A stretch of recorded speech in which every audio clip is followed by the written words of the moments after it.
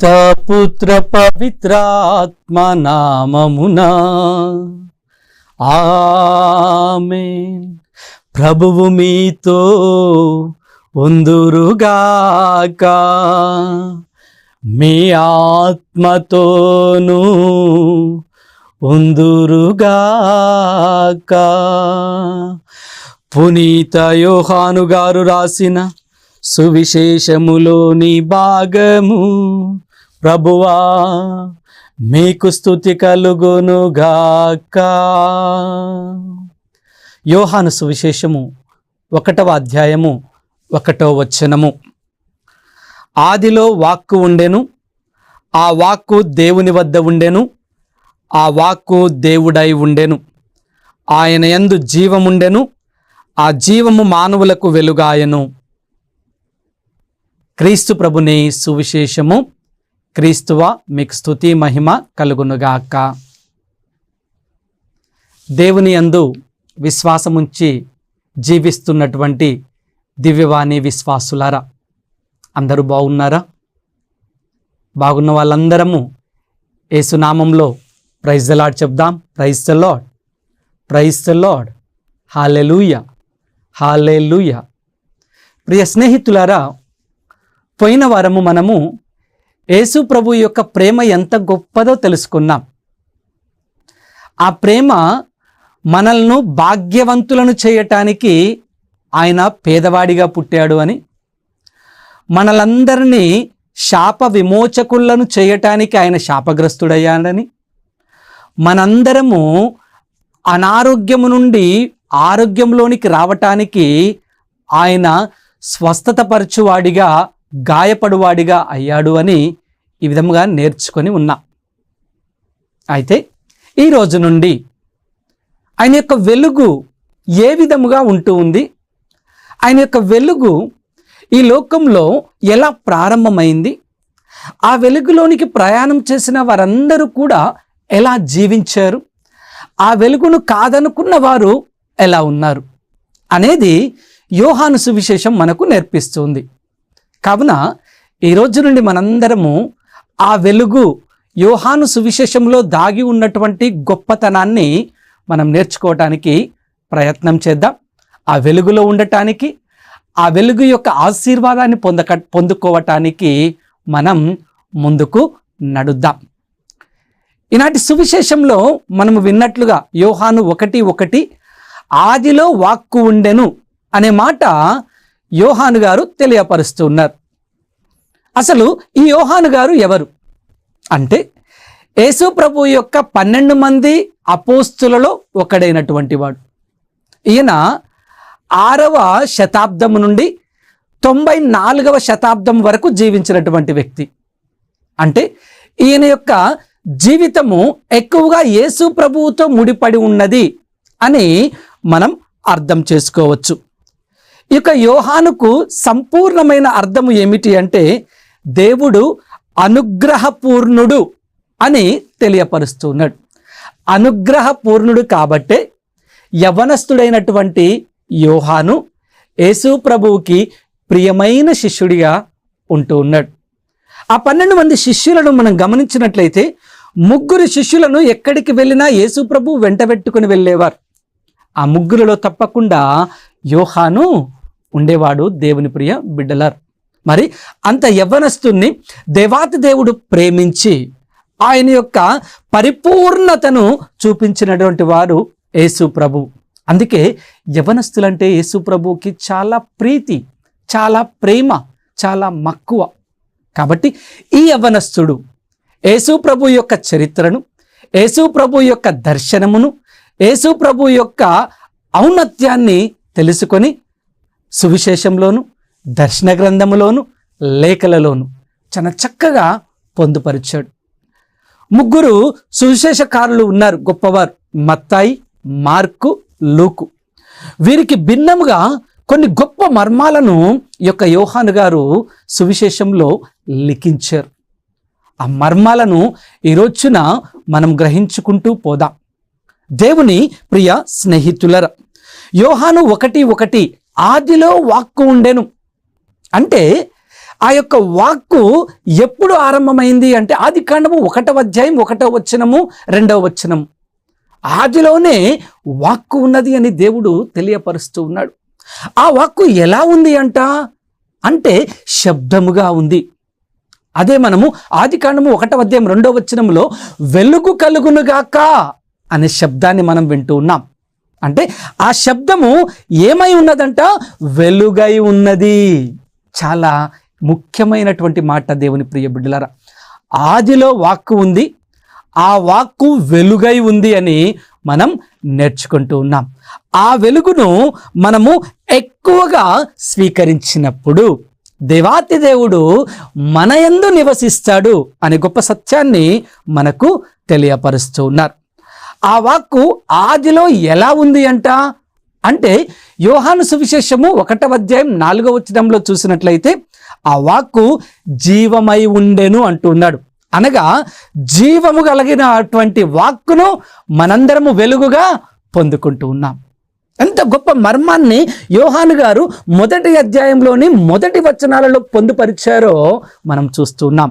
కావుననే వాక్కు వెలుగాయను, వెలుగు జీవమాయను, జీవము మానవుడాయను. ఆ మానవుడు లోకములో వెలుగుగా, వాక్కుగా, జీవముగా ఉన్నాడు. ఆయనే క్రీస్తు భగవానుడు. దేవుని ప్రియ బిడ్డలారా, ఆయన వాక్కు, ఆయన జీవం, ఆయన వెలుగు, ఈ 3 అంశాల మీదనే యోహాను సువిశేషం అంతా ప్రయాణం చేస్తూ ఉంది. అందులో ఈ వెలుగు అనేది మనకు కనిపించకపోయినా, వెలుగు అనే మాట కనిపించకపోయినా, సువిశేషము మొత్తము కూడా ఈ వెలుగు చుట్టూ, వాక్కు చుట్టూ, జీవము చుట్టూ ప్రయాణం అవుతూ ఉంటుంది.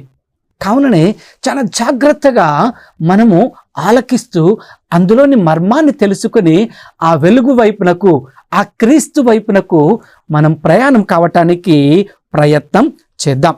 ఆ వెలుగునకు మార్గము సిద్ధము చేయవాడు ఎవరు? వెలుగు కలుగునుగాక అని ఆదిలో అన్నారు, ఆ వెలుగు జీవం అన్నారు. ఆ జీవమునకు మార్గం సిద్ధం చేయవారు ఎవరు అంటే యోహాను సువిశేషము 1వ అధ్యాయము 23 మనకు తెలియపరుస్తుంది. ఆయన స్వరము. ఆ స్వరము ఎవరు అంటే బాప్తిజ యోహాను. బాప్తిజ యోహాను ఆ వెలుగునకు స్వరమే కానీ ఆయన వెలుగు కాదు అంటూ ఉన్నాడు. రెండవదిగా ఆ బాప్తిజ యోహాను ఆ వెలుగునకు సాక్ష్యం ఇయ్యటానికి వచ్చాడు, కానీ ఆయన వెలుగు మాత్రము కాదు అని బాప్తిజ యోహాను సెలవిస్తూ ఉన్నాడు. దేవుని ప్రియ స్నేహితులారా, ఈ యోహాను ఏమని సాక్ష్యం ఇస్తూ ఉన్నాడు అంటే యోహాను సువిశేషము 1వ అధ్యాయము 29వ వచనములో మనం చూసినట్లయితే ఈ బాప్తిజ యోహాను ఎలా సాక్ష్యం పలుకుతూ ఉన్నాడంటే, ఇదిగో లోక పాపములను పరిహరించు పరిశుద్ధ గొర్రె పిల్ల అంటున్నాడు. చూడండి దేవుని ప్రియ బిడ్డలారా, ఆయన ఒక గొప్ప అంతస్తులో ఉన్నప్పటికీ తనను తాను తగ్గించుకుంటూ, నేను ఆ వెలుగును కాదు, ఆ వెలుగునకు సాక్ష్యం ఇయ్యటానికి వచ్చాను, ఇదిగో సర్వేశ్వరుని గొర్రెపిల్ల, లోకము యొక్క పాపములను పరిహరించు పరిశుద్ధమైన గొర్రెపిల్ల అంటూ సాక్ష్యం ఇస్తూ ఉన్నాడు. దేవుని ప్రియ స్నేహితులారా, ఇంకా మనం చూసినట్లయితే యోహాను సువిశేషము 1వ అధ్యాయము 27లో మనం ఏం చూస్తున్నాం? నేను ఆయన పాదరక్షకులను విప్పటానికి కూడా అర్హుడను కాను అంటూ ఉన్నాడు. ఇంకా తగ్గించుకోవటం. మనము ప్రభువులో ఎంత తగ్గించుకుంటామో అంత ఎదిగిన వాళ్ళం అవుతూ ఉంటాం. Praise the Lord, praise the Lord. ఆ తగ్గించుకునే గుణం ఈ రోజున నీకు నాకు ఉన్నదా? ఆత్మ పరిశీలన చేసుకోవాలి. ఈ యొక్క ఆధునిక ప్రపంచంలో ప్రయాణం అయిపోతూ ఉండగా మనలో ఏం కొరువవుతూ ఉంది అంటే తగ్గించుకోవటం కొరువవుతుంది. నేనే ఎదగాలి, నేనే మాట్లాడాలి, నేను చెప్పిందే వినాలి అనే ఒక స్వార్థమైనటువంటి గర్వముతో కూడినటువంటి జీవితాన్ని మనం జీవిస్తూ ఉన్నాం. దేవాతి దేవుని ద్వారా ఈ లోకానికి వచ్చినటువంటి బాప్తిజ యోహాను ఎంతవరకు తగ్గించుకుంటున్నాడు నేను ఆ వెలుగును కాదు, ఆ వెలుగునకు సాక్ష్యం ఇవ్వటానికి, ఆ వెలుగునకు మార్గాన్ని సిద్ధము చేయటానికి వచ్చాను. ఇంకా ముఖ్యమైనటువంటి మాట ఏమంటున్నారు అంటే, నేను ఆయన యొక్క పాద రక్షకులను విప్పటానికి కూడా అర్హుడను కాను అంటున్నాడు. అందుకే ఆయన హెచ్చింపబడ్డాడు. దేవుని ప్రియ బిడ్డలరా, క్రైస్తవ జీవితాన్ని జీవిస్తున్నటువంటి నీవు నేను మనందరము కూడా ఆ తగ్గింపులోనికి ఎప్పుడైతే వస్తూ ఉంటామో ఆ వెలుగును మనము చాలా దగ్గరగా చూడవచ్చు. Praise the Lord. అలాంటి మరి దగ్గరగా వెలుగును చూసే కృప, భాగ్యం, అర్హత మనం పొందుకోవాలి అంటే మనలో ఉండవలసినటువంటి లక్షణం ఏమిటి అంటే తగ్గించు గుణము అని మొట్టమొదటి అధ్యాయంలో మరి సువిశేషకుడైనటువంటి అపోస్తులుడైనటువంటి యోహాను మనకు నేర్పిస్తున్నాడు. మరి ఆ తగ్గింపు గుణాన్ని మనం నేర్చుకోవటానికి ప్రయత్నం చేద్దామా? అదే విధముగా క్రీస్తు వెలుగు అని ఈ లోకానికి పరిచయం చేసినటువంటి వారు ఎవరు అంటే బాప్తిజ యోహాను. బాప్తిజ యోహాను క్రీస్తు వెలుగు అని ఆయన యొక్క పాదరక్షకులను విప్పటానికి కూడా నాకు అర్హత లేదు అని తనను తాను తగ్గించుకున్నాడు అని మరి యోహాను సువిశేషం నేర్పిస్తుంది. ఈ బాప్తిజ యోహాను ఆ వెలుగును వ్యక్తులకు పరిచయం చేశాడు. ఈ బాప్తిజ యోహాను ఈ యొక్క వెలుగును వ్యక్తులకు మరి ఒక్కొక్కరికిగా పరిచయం చేస్తూ ఉన్నారు. చూద్దాం ఏ విధముగా పరిచయం చేశారు. యోహాను సువిశేషము 1వ అధ్యాయము 36వ వచనాన్ని మనము గమనించినట్లయితే యేసుని చూసి బాప్తిజ యోహాను ఏమంటున్నారు అంటే, ఇదిగో దేవుని గొర్రెపిల్ల అని ఆయన యొక్క ఇద్దరి శిష్యులకు పరిచయం చేస్తూ ఉన్నాడు. ఆ ఇద్దరి శిష్యులు ఇదిగో దేవుని గొర్రెపిల్ల అనగానే బాప్తిజ యోహానును విడిచిపెట్టి ఆ గొర్రెపిల్లను అనుసరించటం ప్రారంభించి మరి ఆయన ముందు వెళుతూ ఉన్నారు. గొర్రెపిల్ల ముందు వెళుతూ ఉంది. యోహాను యొక్క ఇద్దరు శిష్యులు ఆ గొర్రెపిల్లను వెంబడిస్తూ ఉన్నారు లేదా అనుసరించుచూ ఉన్నారు. ప్రియ స్నేహితులారా, నీవు నేను ఆ గొర్రెపిల్లను గుర్తెరిగి ఆయనను అనుసరించే వారిగా ఉండాలి. ఆయనతో మనము ప్రయాణం చేసే వారిగా ఉండాలి. మనము గనక ఆయనతో ప్రయాణం చేయలేకపోయినట్లయితే చీకటిలో మ్రగ్గిపోతూ ఉంటాం. దేవుని ప్రియ బిడ్డలారా, అది గమనించినటువంటి యేసున స్వామి వెనుకకు చూచి, మీకు ఏమి కావాలి, దేనికోసం చూస్తూ ఉన్నారు అంటే ఆయన అంటూ ఉన్నాడు, మేము గొర్రెపిల్లను చూస్తూ ఉన్నాం, గొర్రెపిల్ల కోసం వస్తూ ఉన్నాం. మీరు ఎక్కడ నివసిస్తూ ఉంటారు అంటే యేసు ప్రభు ఇస్తున్నటువంటి సమాధానం, మీరు వచ్చి చూడండి అంటూ ఉన్నారు.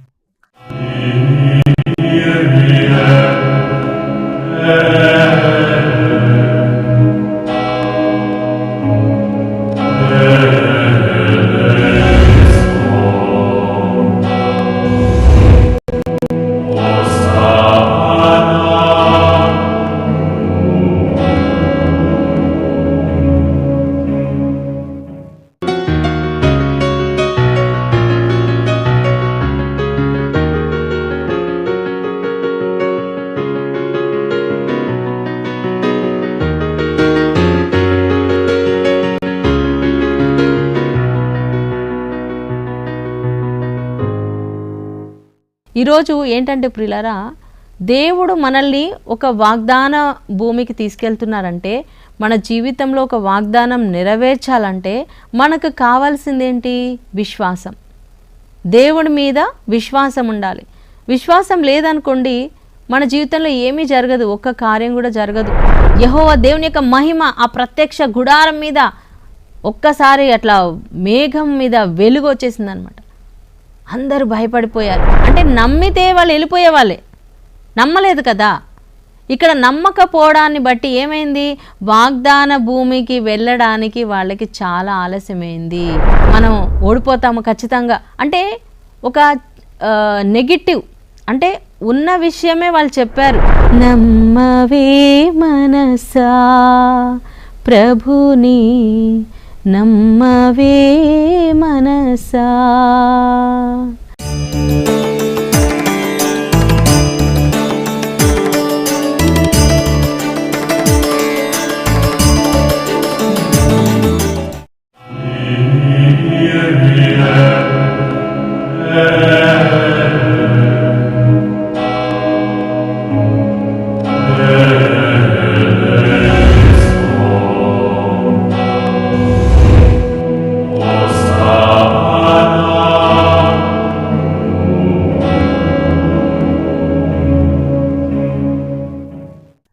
ప్రియ బిడ్డలారా, యేసు ప్రభు ఇచ్చినటువంటి సమాధానానికి వారు క్రీస్తుతో వెళ్ళారు, క్రీస్తుతో కూర్చున్నారు, క్రీస్తుతో గడిపారు. ఆ ఇద్దరి శిష్యులలో ఒకరైనటువంటి శిష్యుడు ఆంద్రియా అని యోహాను సువిశేషము మనకు 41వ అధ్యాయము 40వ వచనము నేర్పిస్తుంది. ఈ ఆంద్రియా వెలుగును అనగా యేసును వెంబడించి ఏమి కనుగొన్నాడు అంటే ఆయన యొక్క మెస్సయ్య అనే గొప్ప పదాన్ని ఆయన కనుగొన్నాడు. అభిషక్తుణ్ణి కనుగొన్నాడు. అభిషక్తుని కనుగొన్న తరువాత ఆయన అలాగే ఉన్నాడా అంటే అలా లేడు. వెంటనే తన స్వగ్రామానికి, స్వంత ఇంటికి వస్తూ తన సహోదరుడైనటువంటి సిమియోనికి పరిచయం చేస్తూ ఉన్నాడు.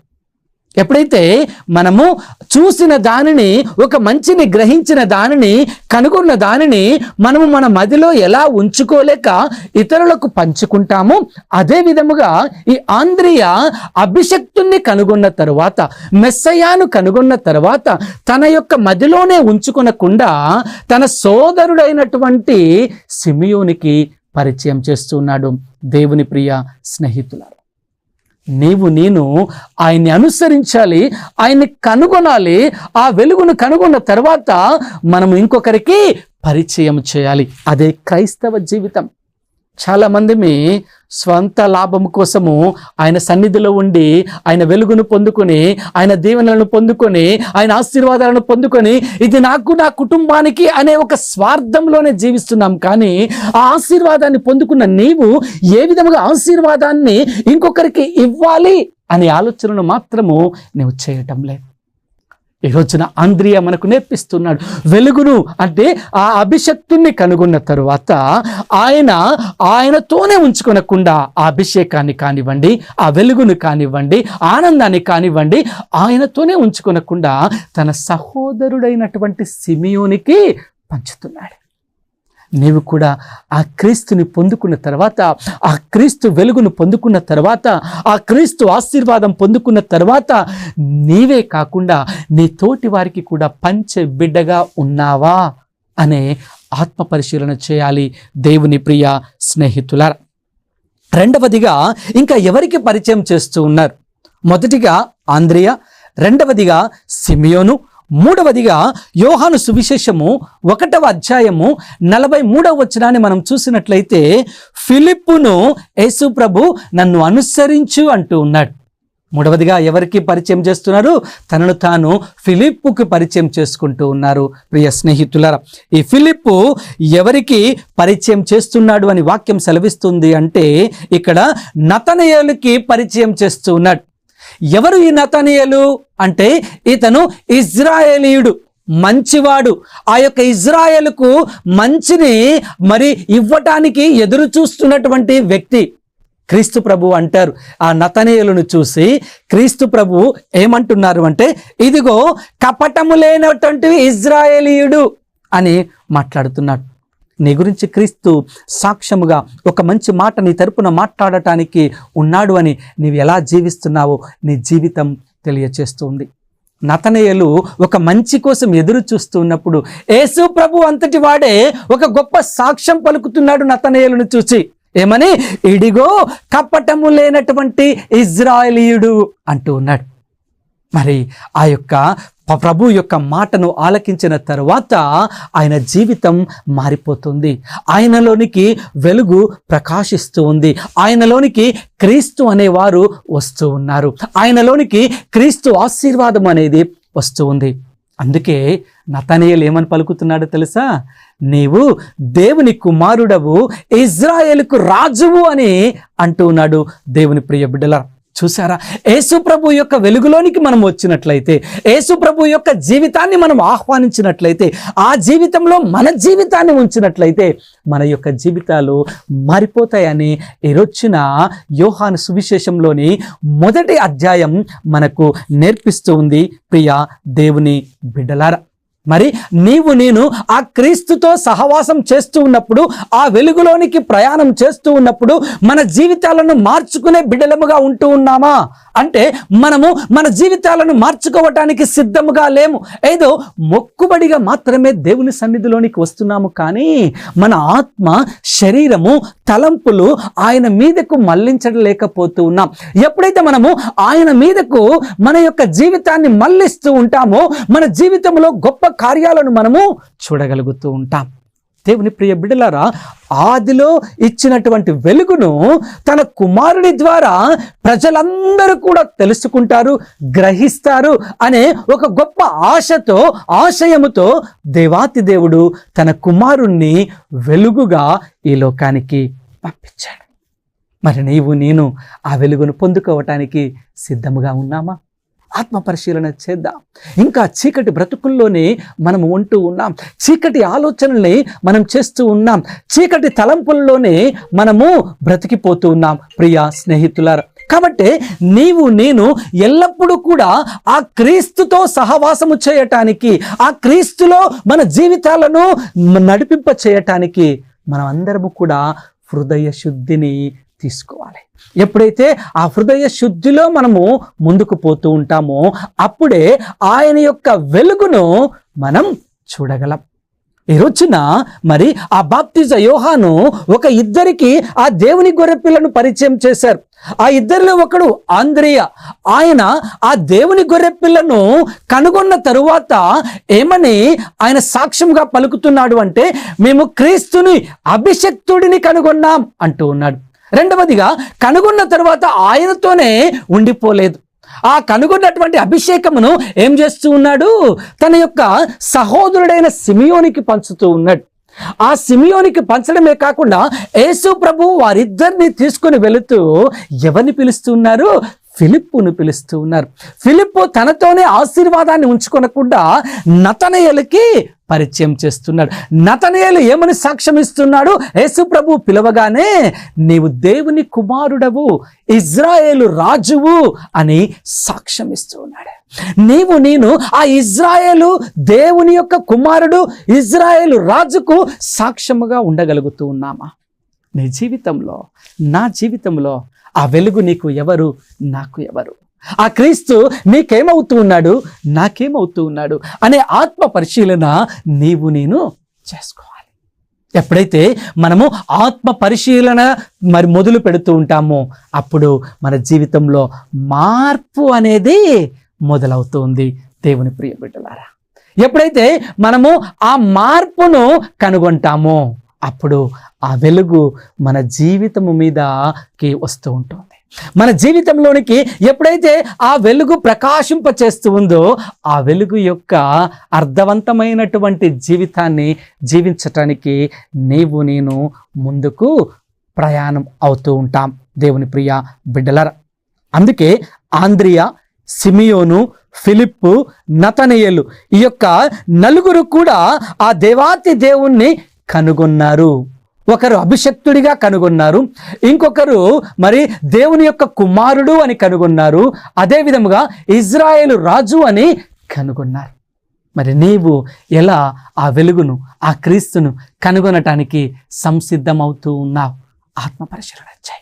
ఎప్పుడైతే మనము ఆత్మ పరిశీలన చేయగలుగుతూ ఉంటామో ఆత్మ పరిశీలన ద్వారానే మన జీవితంలోని చీకటినంతటిని తొలగించవచ్చు.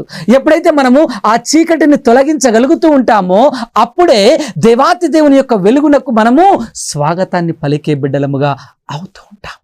కాబట్టి మనందరం కూడా ఎలా ఉండాలి అంట? ఆ క్రీస్తుని కనుగొనే బిడ్డలముగా ఉండాలి.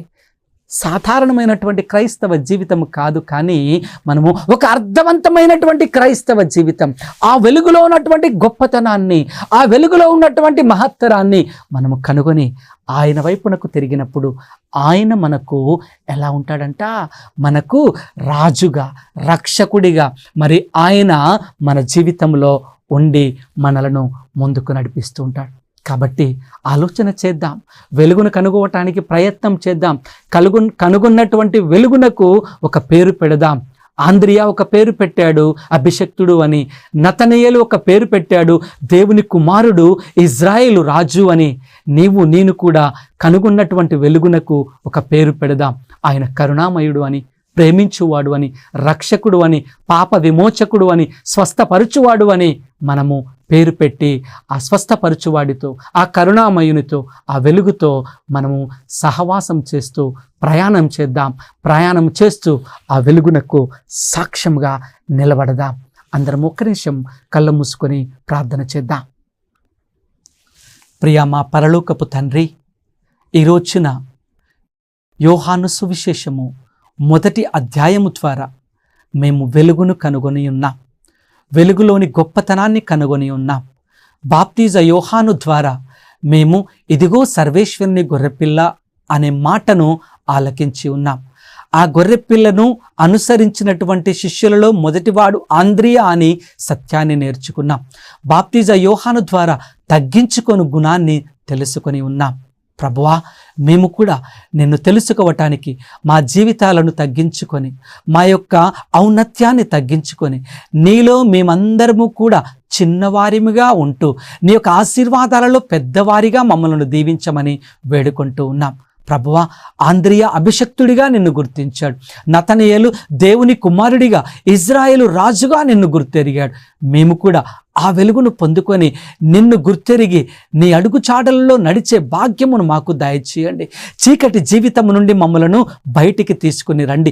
అంధకార శక్తుల నుండి మమ్మలను విడుదల చేయండి. ప్రభువా, నీ వెలుగుతో, నీ శక్తితో, నీ బలముతో మమ్మలందరినీ నింపమని, ఆ యొక్క రక్షకుని యొక్క బాటలో ప్రయాణం చేసే కృపను మా అందరికీ ప్రసాదించమని నజరేయుడగు యేసుక్రీస్తు నామములో అడిగి వేడుకొనుచున్నాము.